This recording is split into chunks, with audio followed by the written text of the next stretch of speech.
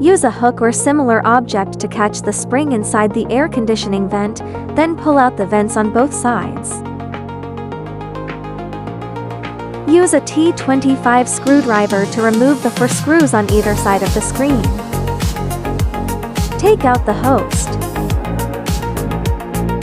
Unplug all the cables from the host. Remove the trim strip beneath the CD player. Remove the 2 screws beneath the trim strip. Remove the 3 screws from the bottom of the CD player.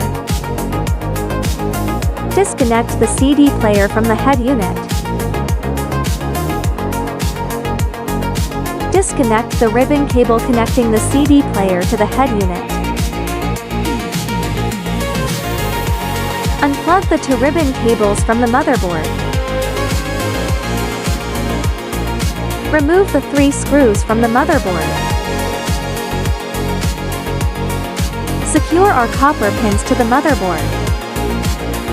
Plug our ribbon cable into the motherboard.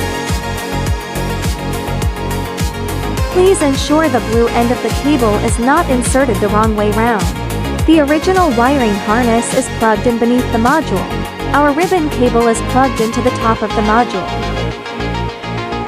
Please ensure the blue end of the cable is not inserted the wrong way round.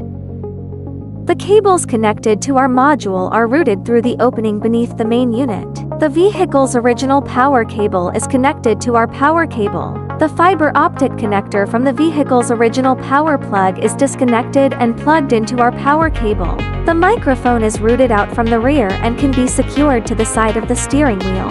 Finally, reinstall the components that were previously removed in the order in which they were removed.